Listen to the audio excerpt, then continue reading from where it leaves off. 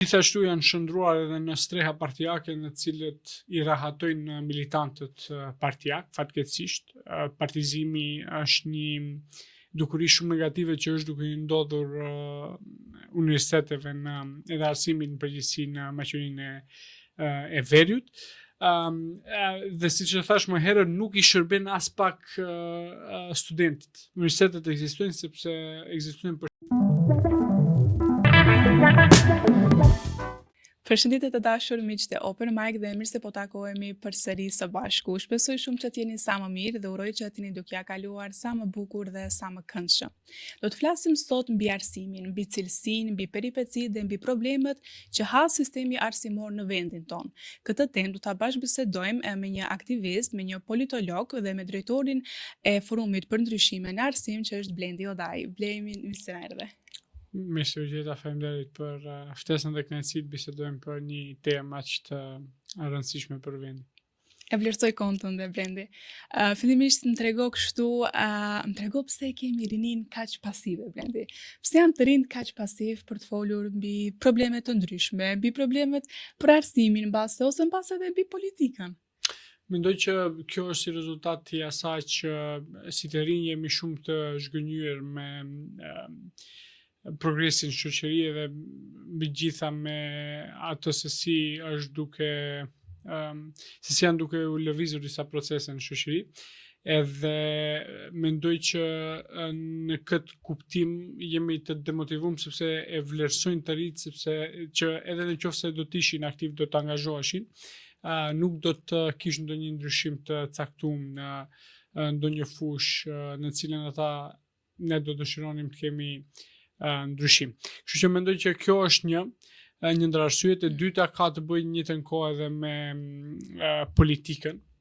Për fat të keq, politika është aq e ndotur në Maqedoninë e Veriut saqë të rinjt janë shumë apatik ndaj të njëjtës. Mund me vërejt edhe në zgjedhjet para disa ditëve ku një numër i madh i qytetarëve kryesisht thuhet që janë të rinj që kanë bojkotuar dhe nuk kanë dalur të votojnë në zgjedhjet lokale të vitit 2025, por në njëjtën kohë edhe ka një numër të madh edhe të votave jo valide, të cilët në njëjtën kohë tregojnë që ekziston një lloj revolte edhe ndaj politikës edhe ndaj mënyrës se si po udhiqen gjërat tek ne.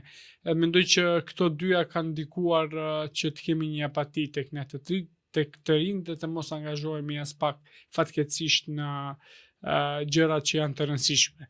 Fatkeqësisht them sepse angazhimi ynë në procese shoqërore është kruciale, shumë e rëndësishme, për shkak se është vetmja formë në cilën ne mundemi me ndryshu diçka që neve nuk na pëlqen. Ne si të rinj nuk duhet vazhdimisht të dalim vetëm në kafene dhe të ankohemi se gjërat nuk janë në rregull, po ajo që duhet të bëjmë është që të jemi më proaktiv, të angazhohemi edhe të japim zgjidhje se si duhet të rregullohen ca gjëra. Kjo është, mendoj që është një ndër rolet më të rëndësishme që i kemi ne si të rinj dhe uroj që do të dalim nga kjo apatia në periudhën në vazhdim dhe do të jemi më të zëshëm fillimisht, po edhe më aktiv në drejtat tona, po edhe në njëjtën kohë edhe në kërkesat që i kemi. Blendi, të kthehemi pak tek problematika të ndryshme që ha sistemi jon arsimor. Mbas raportimeve të ndryshme, vazhdojmë të shohim fatkeqësisht që korrupsioni është ende në një shkallë shumë të lartë dhe mbase rritet edhe nga dita në ditë. Mund na tregosh pse është në këtë nivel, pse është ky fenomen, çfarë ndikon kjo kryesisht edhe tek universitetet tona, duke filluar nga mënyra e notimit ose nga fakti që mbase shumë libra duhet blehen nga studentët dhe kështu me radhë. Çfarë janë disa hapa konkret që duhet ndërmerren për të përmirësuar këtë gjendje? Korrupsioni fatkeqësisht është në gjitha pjesët e shoqërisë, edhe në ato pjesë në cilën nuk do duhej të jetë prezente, siç është sistemi arsimor edhe sistemi i shëndetësisë. Këto janë dy të them fushat më vitale që mund t'i ketë një shtet, një kombë dhe një shoqëri, edhe nëse këto dy fusha më vitale fillohen të infektohen me partizimin e të dyjave dhe me raste korruptive që kemi patur në periudhën e fundit, e ardhmja nuk është aq e mirë që dëshironim të ishte. E tash, çështja e korrupsionit është për fat të keq është një farë lloj mënyre funksionimit të institucioneve për këto 30 vitet e fundit në vend. Në qoftë se shihni cila do parti politike që ka ardhur në pushtet, ka ndryshuar vetëm figurat apo edhe partitë politike, po mënyra se si funksionojnë gjërat apo modus operandi, mënyra e funksionimit nuk ka ndryshuar as pak në vend. Kjo nënkupton që edhe në mendësi jemi të korruptuar, të paktën ata që kanë qenë në institucione dhe që janë në institucione, edhe në momentin kur mendësinë e ke të korruptuar, nuk mund ta ndryshosh edhe mënyrën se si funksionon edhe si vepron. Por më e rëndësishme është arsimi, prapë të them sepse shifni, ne kemi profesor universitar që janë në listë të zezë për korrupsion. Është Koçan Gjushev, profesor në Fakultetin e Makinerisë Inxhinierike në Universitetin Shënqiri dhe Metodi, është në listë zezë për korrupsion, është profesor i rregullt atje, ju ligjeron studentëve, edhe këtu është problemi që nuk munden persona që akuzohen apo dyshohen për korrupsion, në këtë rast dyshohet për korrupsion nga ana e Shtetit Bashkuar të Amerikës dhe është akuzuar në listën e zezë, nuk munden të njëjtët persona të ju ligjerojnë në auditoriumet dhe në amfiteatrat të studentëve. Sepse nuk kanë për çka t'ju ligjerojnë, përveç që se si të vjedhin. Edhe kjo është pjesa negative që ne e kemi si shoqëri, sepse në qoftë se këta persona janë persona që akuzohen apo dyshohen për korrupsion, janë në pozita që kanë një influencë shumë të madhe në ndërtimin e gjeneratave të reja, që nesër mjek, udhëheqës institucioneve, arkitekt do jenë persona që ne, gjenerata jonë që jemi duke studiuar tash, në qoftë se po edukohemi nga një grupacion që janë të akuzuar për korrupsion, atëherë i bën që do të vazhdojë të njëjta linjë. Edhe kjo nuk është rasti vetëm aty. Ne kemi për shembull shumë raste për shembull në Universitetin e Tetovës ku janë avancuar në tituj akademik persona që fatkeqësisht nuk i plotësojnë kushtet për të qenë profesor, ose nuk e kanë notën mesatare aq sa kërkohet me ligj, ose kanë bërë plagjatur në titujt e tyre akademik në punimet e doktoraturës, që plagjatura në fjalë të tjera është vjedhje e punës së dikujt tjetër. Kështu që në pjesën e arsimit mendoj që gjendja është alarmante, për faktin që kemi një arsim totalisht skaduar. Ne jemi duke mësu me programe studimore dhe lëndë që nuk janë as pak up to date me atë që sot e kërkon tregu i punës. Për atë arsye edhe kemi një numër të madh të studentëve që pasi mbarojnë fakultetin, ju shkon deri në 5-6 vite për gjetë punë, edhe kur e gjejnë punën, puna ka të bëjë me diçka diametralisht kundërt me atë që e kanë përfunduar. Edhe e dyta, kemi të bëjmë me një epidemi të korrupsionit në këto universitete, keq përdorim dhe keq menaxhim të paras publike, sepse universitetet publike financohen nga parat tona. Për shembull, vetë Universiteti i Tetovës para disa dite e publikuam që për 9 muaj nga janari deri në shtator 2025 kishin harxuar rreth 40.000 euro në restorante për dreka darka, me harxhimin më të madh diku rreth 62 ose 63.000 denar për në një qepaptore. Pra kjo është keq menaxhim i paras publike. Në vend që ato para të fokusohen në përmirësimin e kushteve në laboratore, sepse ka laboratore të papajisura, 40.000 euro mundesh me bë një laborator komplet të ri, jo me renovu. Komplet një laborator prej zero e pan. Edhe në këtë formë to, në vend që të realisht ta bëjnë universitetin ku studenti është qendra e universitetit, këta synimin kryesor e kanë që të hanë e pinë me parat e qytetarëve dhe kjo është shumë diçka që do të ndikoj në shikim të parë nuk duket që do të ndikoj për shkak se ndoshta dikush që e bën the devil's advocate mund të thotë ok, kam pa delegacione e tjerë, por në qoftë se e njëjta gjë përsëritet vazhdimisht që është duke u përsërit sepse ne kemi pa trendet e harxhimeve që ata i kanë, kjo nuk kupton që për një periudhë shumë shkurt studentët fatkeqësisht në Universitetin e Tetovës do të kenë amfiteatro dhe laboratore tërësisht pa kushte për shkak të keq menaxhimit financiar që ata kanë.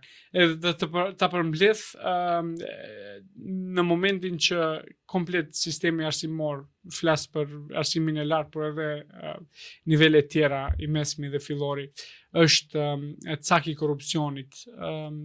Ne do të vazhdojmë të kemi korrupsion edhe në nivel më të larta në institucione, sepse prodhojmë gjenerata që në mendësi e kanë korrupsionin, në mendësi e kanë korrupsionin si diçka normale, si diçka që është në rregull ta bësh, edhe në këtë formë nuk besoj që jemi duke kontribuar as pak në pjesën e luftës kundër korrupsionit. Për atë një arsye pse unë për dhe të tjerë që janë në forumin për ndryshimin e arsimit jemi të angazhuar është që ne vlerësojmë se korrupsioni mund të luftohet në qoftë se e kemi një sistem arsimor që është antipod ndaj korrupsionit dhe lufton korrupsionin edhe në aspekt arsimit në kuptimin që nxënësit dhe studentët e kanë të qartë pasojat se çfarë ndodh me korrupsionin, por në njëjtën kohë edhe me faktin që prodhojmë gjenerata që do të jenë të mirëfillta dhe nuk do të jenë të edukuar nga persona që gjenden në listën e zezë.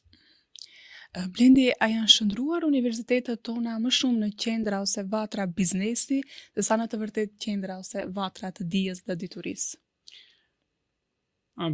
Pyetje shumë me vend. Po, gjithashtu janë shndruar edhe në streha partijake në cilët i rahatojnë militantët partijak, fatkeqësisht. Partizimi është një dukuri shumë negative që është duke i ndodhur universiteteve edhe arsimit në përgjithësi në Maqedoninë e Veriut. Dhe siç e thash më herët, nuk i shërben as pak studentit. Universitetet ekzistojnë sepse ekzistojnë për shkak të studentëve. Dhe në çdo vend në Evropë, në Amerikë, në cilin do vend nëse doni merreni, universitetet që kanë suksese më të mëdha janë ato universitetet që në epiqendër kryefjale këtyre universiteteve është studenti, nevojat e studentëve, kërkesat e studentëve.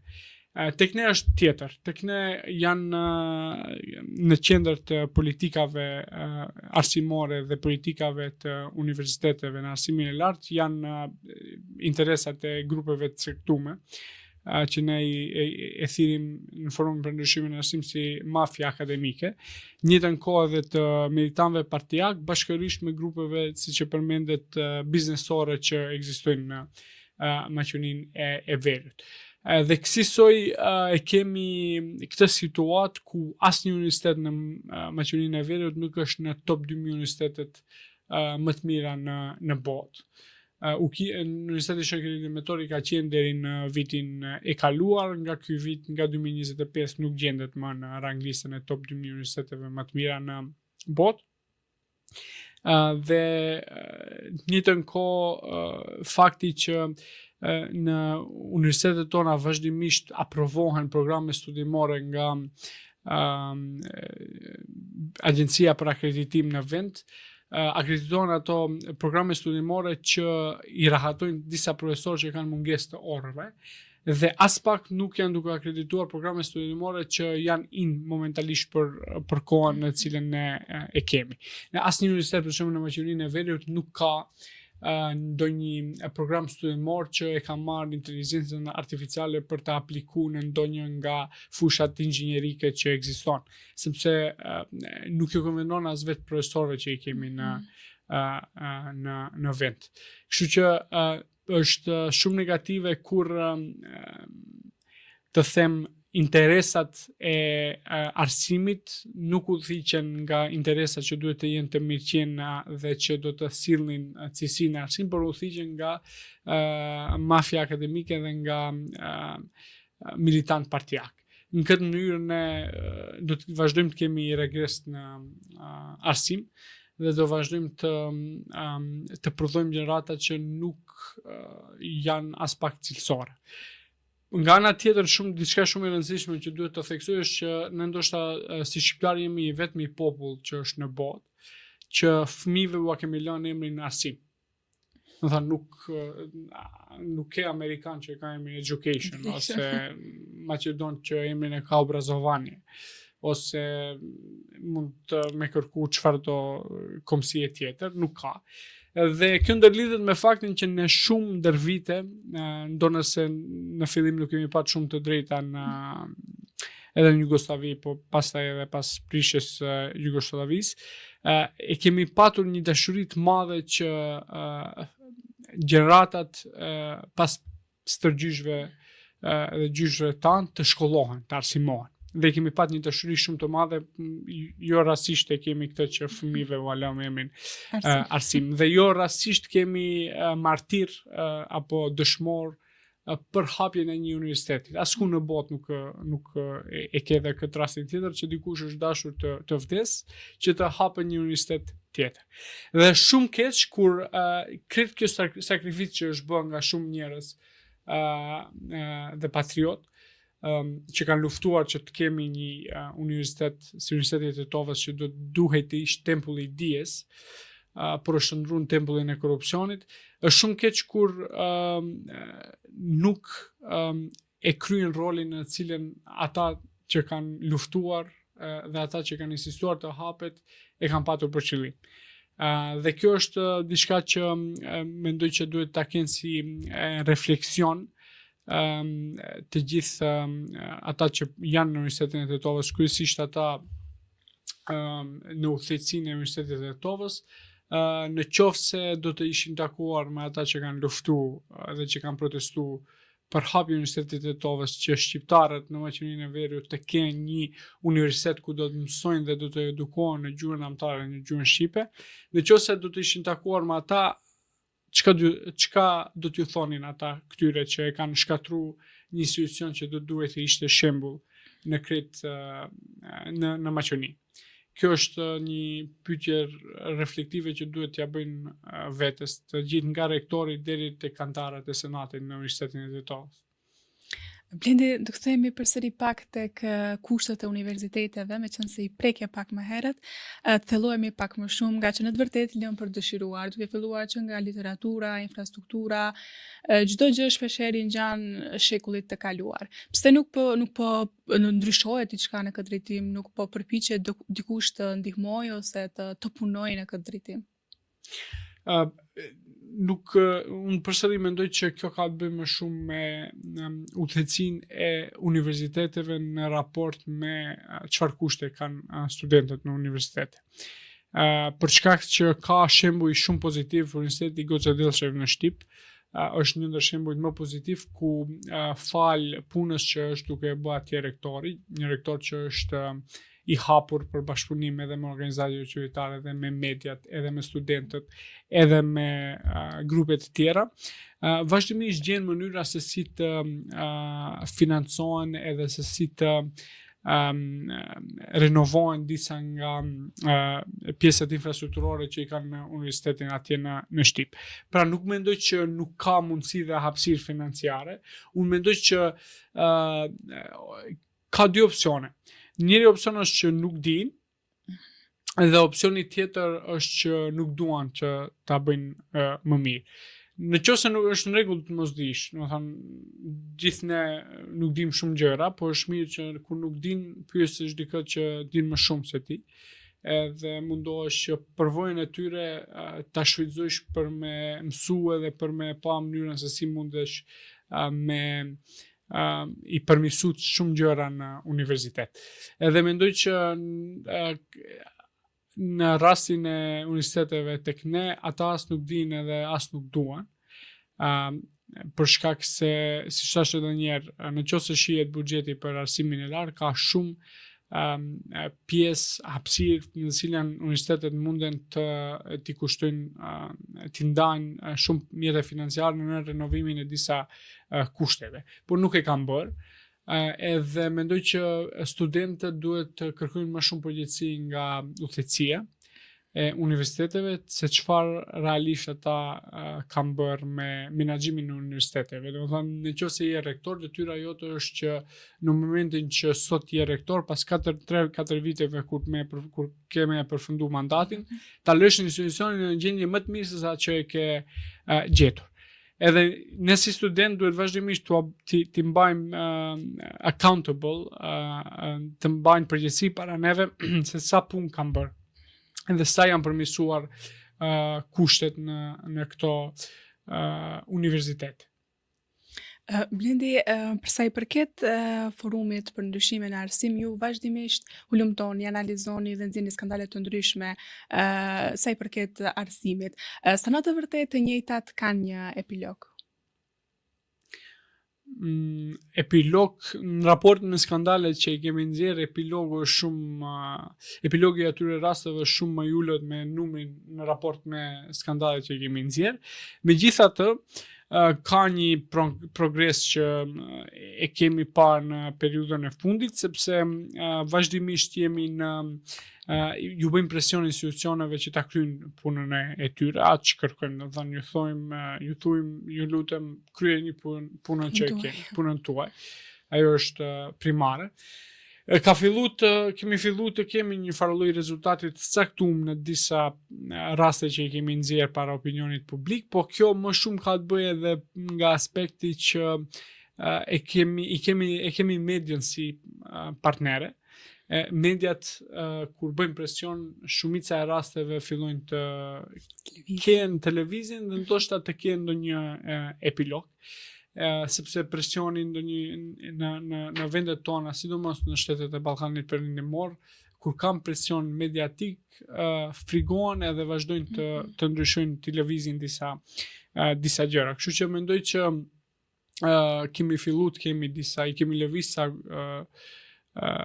guar, por megjithatë mungon gatishmëria e institucioneve që ta kryejnë punën e tyre përpara se ne ta bëjmë publike në opinion publik. Do të thonë, ne gjithmonë kur i zbulojmë rastet që kanë bëjnë me keq menaxhim financiar apo me themi mos respektim të ligjit për ndonjë punë të caktuar, fillimisht ne informojmë institucionet që ta bëjmë punën e tyre, e thujmë shifeni, e kemi këtë rastin, detyra juaj është të merrni masa për çdo gjë që nuk e ka shkel ligjin dhe nuk i respekton dispozitat ligjore për një proces të caktuar.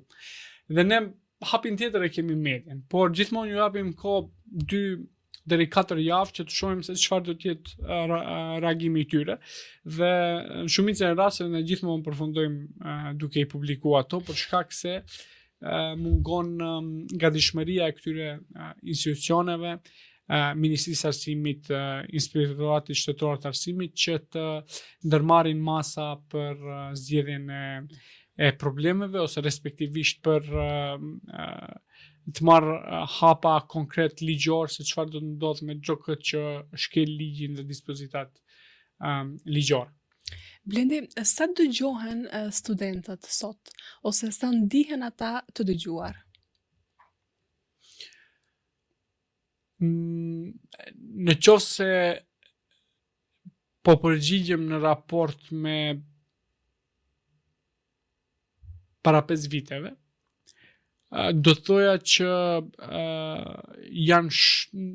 ndëgjohen më shumë, për shkak se ka më shumë organizata, ka më shumë struktura studentore në cilët mund të marrim pjesë si student, ku kërkesa që i kemi mund të artikulohen edhe mundet të ketë një dialog institucional në lidhje me problemet tona. Edhe mendoj që në qoftë se e shohim në prizmin e para 5 viteve dhe tash, mendoj që dëgjohemi më shumë. Mirë po ka një trend pak më negativ. Për shembull, para 5 viteve nuk kemi ndëgjuar shumë, por kemi qenë më të zëshëm. Ndërkaq tash ka më shumë hapësirë për me u ndëgju nga ana e institucioneve, për shkak se studentët janë më të organizuar. Ne momentalisht kemi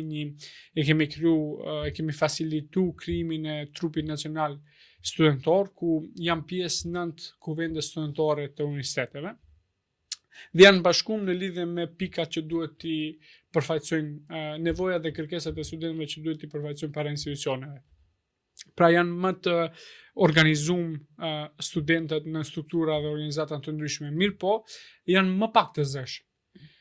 Dhe kjo është një trend paksa negativ, sepse konsiderojmë që kur je në moshë të re, 16 deri 29 le themi, bota është e jotja në kuptimin që mundesh me qenë edhe i revoltuar, mundesh edhe me para institucioneve, po mundesh edhe me qenë shumë i nervozuar edhe me bë aksione guerile që kur i bën në një moshë më madhore, nuk do t'i shkuptuar e njëjtë. Prandaj mendoj që studentët sot pa marrë parasysh që ndëgjohen më shumë, duhet të vazhdojnë të jenë ende më të zëshëm në raport me veten e tyre dhe të kërkojnë ende më shumë të drejtat që na takojnë dhe duhet t'i kemi. Të kthehemi pak tek zgjedhjet, meqense sapo i lam pas tek mos pjesëmarrja e mjaftueshme mbase të rinjve në zgjedhjet lokale të Maqedonisë së Veriut. A mund të themi që të rinjt, për sa i përket aspektit ndaj politikës dhe ndaj hezitimit për të votuar, ndihen që vota e tyre nuk ka në të vërtetë një ndikim real? Vetë fakti që mendoj ende nuk ka një statistikë caktuar, po dhe nuk mund të ketë se sa të ri kanë bojkotuar, gjithsesi me numrat që ekzistojnë në lidhje me mospjesëmarrjen e votë dhe me prishjen e votës, mendoj që kjo është mospjesëmarrja në zgjedhje dhe prishja e votës ka qenë një farë lloj refuzimi i politikës që është në vend, dhe mendoj që është rezultati i asaj që e kanë vërejtë që edhe kur dalin të votojnë, jo që diçka ndryshon. Kjo është si rezultati i asaj që në shumicën e kohës vazhdimisht, të paktën unë në 3 cikle zgjedhore kam votuar, në të këto 3 cikle zgjedhore asnjëherë nuk kam dalë të votoj për një opcion të caktuar. Gjithmonë votoj kundër diçkaje. Në qoftë se janë 2 kandidat, po them, ok, do ta zgjedhë këtë kandidatin që është e keqja më e vogël, sepse ky tjetri është e keqja më e madhe. Do të thonë, nuk e votoj këtë se është një zgjidhje, po e votoj se është kundër këtij këndej. Edhe kjo është rasti it's the case me shumicën e qytetarëve, jo vetëm trive, që ditën kur demokracia, kur duhet të kemi festë, sepse zgjedhjet janë ditë feste për demokracinë, në vend që të dalim të votojmë për diçka, ne dalim të votojmë kundër diçkaje, për shkak se nuk kemi patur as pak opsione të cilën ne i vlerësojmë se janë mirëqena për neve si qytetar. Andaj është ky trend i rritjes së personave që nuk dalin votojnë, edhe të personave qytetarëve që dalin dhe prishin votën, sepse mirë po, megjithatë ky trend është negativ për demokracinë, sepse e humbën kuptimin. Demokracia e humbën kuptimin në momentin kur dita e zgjedhjeve bëhet sporti të votuarit të keqes më të vogël. Aty është momenti kur demokracia fillon ta humb kuptimin që e ka si një sistem për zgjedhjen e përfaqësuesve të qytetarëve. Kështu që uroj që do të në periudhën e vazhdim ne si qytetar nuk do të jemi apatik as pak dhe do të mbajmë accountable, do t'i mbajmë përgjegjës përpara çdo premtimi që kanë dhënë në fushat, sepse kjo duhet të jetë roli i demokracisë. Duhet edhe joni si qytetar në shoqëri, që në çdo moment që përfaqësuesit tanë po devijojnë nga ajo që e kanë premtuar, ne duhet të jemi aty si korrigjues edhe si persona që do t'i rikujtojmë ato për premtimet që ata i kanë bërë. Blendi, çfarë mund të na thuash në përgjithësi për mos përfshirjen e të rinjve në politikë?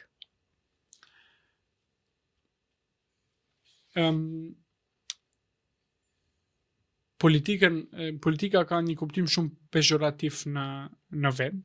E thash në fillim sepse është shumë e ndotur për faktin që është duke u thejgjur nga persona, nga ministra, nga deputet, nga politikanë që janë aksidental. As ata nuk e din pse janë atje, as ata nuk e din rolin e politikës, që politika është një farë lloj mjeti për përmirësimin e cilësisë së të jetuarit, është një farë lloj veprimtarie në të cilën hyn për me dhënë një kontribut për me qenë në shërbim të qytetarit, e kryen shërbimin edhe kryen gjithçka, nuk është diçka që krijon karrierë dhe pasunohesh për saj. Duke filluar nga kjo, mendoj që të rinjt e shohin si diçka shumë negative politikën, vetëm nga fakti që në qoftë se të shohin që një ndër paragjykimet që i kemi gjithmonë ne që flasim vazhdimisht është që na thonë kujdes, mos hysh në politikë, mos përlyesh. Pra e shohin si diçka shumë me konotacion shumë negativ. Mirë po, ne kemi parë pak në këto zgjedhje lokale që ka një fluks të rish që unë i konsideroj që janë militanta partijak, që kanë qenë pjesë e zgjedhjeve. I quaj militanta partijak me gjithë respektin që kam për to, për shkak se nuk kanë dalë me asnjë qëndrim të tyre gjatë krejt fushatës dhe gjatë gjithë periudhës që janë në partitë përkatëse. Edhe kjo është për mu militantizëm partijak, sepse si i ri duhet të kesh qëndrime për shumë gjëra. Dhe jo ta imitosh liderin e partisë politike. Të gjithë forumet rinore fatkeqësisht tek ne e imitojnë liderin e partisë dhe mundohen të flasin janë miniatur e liderit të partisë.